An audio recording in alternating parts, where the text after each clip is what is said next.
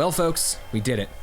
After widespread lifestyle changes, protests, hurt feelings, and labor issues, we have finally made it out of the 8th generation of home consoles. We cut it pretty close, but thankfully, not much else was going on, so it was very easy to ensure a smooth transition of power to the next administration of video game machines. As we glance into the rear view and re-examine the perilous path we've pillaged over the last 7 years of video game releases, let's put on our nostalgia sunglasses, stare directly into the gamer version of the sun, and spend some time reflecting on our most fond memories of a barely bygone era.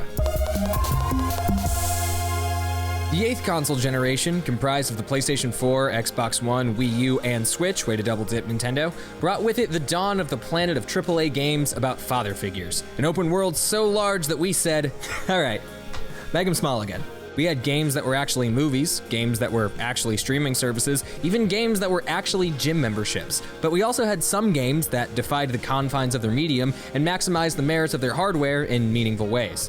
Whether it was the hyper-realistic character animations in The Last of Us Part 2, the single continuous shot of God of War's camera, or the dedicated honking button of Untitled Goose Game, certain creations conjure the credentials to call themselves generation-defining. And one such franchise among these ranks that oft evades our acclaiming gaze is the latest iteration of Hitman.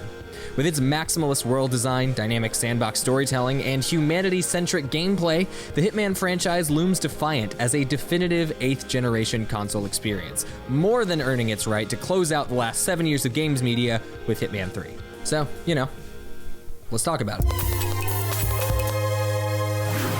So, what are these Hitman games all about? You play as Agent 47, a strategically plain-looking international super spy who assassinates the rich and powerful of the world and prevents them from becoming full-on supervillains. So long as a different rich guy has enough financial incentive in saving the world to hire you as an independent contractor. Thanks, free market.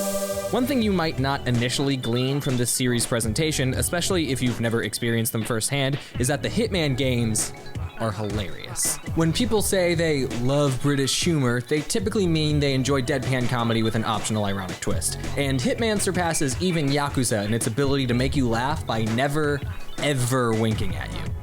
The scenario writers at IO Interactive know exactly how campy the spy genre is. I mean, how couldn't they? And they revel in that campiness without being so self-embarrassed that they water down their own martini with bogus meta jokes of Bath and Bathos. But humor is merely one of the ways that this experience is sold to players. The other tacit facet of Hitman's appeal comes from what I like to call sandbox storytelling, which is trademarked, by the way. So if any academics adopt that terminology in any future writings, you legally have to at me on Twitter and tell me I'm a smart, handsome boy. Sandbox storytelling is when players are largely left to carve their own narrative into the walls of their open-ended run in a sandbox game. And Hitman's massive levels with hundreds of interconnected moving parts that snap into place like clockwork are just as well suited to this type of narrative structure as it is their legacy stealth gameplay. Despite, or often truthfully because of, its ham-fisted dumb guy movie pastiche, the writing in these games are a masterclass in merging narrative structure with level design. Now, I know, I just threw a bunch of buzzwords at you, so allow me to clarify. There's this really cool level in Hitman 2016 where you disguise yourself as a priest and explore the vast, intricate catacombs beneath the city. Then there's another one where you disguise yourself as a scientist, infiltrate a secret underground lair in the mouth of a cave, and neutralize a deadly bioweapon. Then there's one where you disguise yourself as a flower delivery driver and then kill a guy in a cemetery who's grieving the anniversary of his mother's death. There's also the one where you poison the spaghetti at a dinner party, the one where you're a golf instructor having a torrid love affair with a genocidal Miss Frizzle, the one where this happens. And there's even one where you're Assassin's Creed. Now, you might be thinking, wow, okay dude, ever heard of a spoiler warning before? I only like things I've never heard about. Now you just ruined the entire gameplay experience for me. But here's the thing, like a master spy myself, I've tricked you, because all of those story beats are actually from the same level, Sapienza. And those are just the most memorable ones that I encountered after clearing the level only twice. Meaning there is way more to it that I haven't even experienced yet. Plus, this is not even the craziest level in this series. This sandbox approach to storytelling opens the floodgates for ostensibly endless narrative possibilities, whether it's the wide range of interconnected vignettes purposefully plopped into the topography, the player's own sense of improvisation, or some rogue combination of the two. And that, in my view, is a way more interesting benchmark for the progression of games as a medium than how many polygons were used to render the horse apples in Red Dead Redemption 2, or how many times you can shave in The Witcher 3. Hitman hires the hierarchy of the social espionage power fantasy and uses it as a springboard to launch players into dioramas steeped in story beats ranging from doltish to downright diabolical. And this is only possible because of how well they understand the dynamics of humanity itself. One of my favorite levels of any video game is the Marrakesh level in Hitman 2016.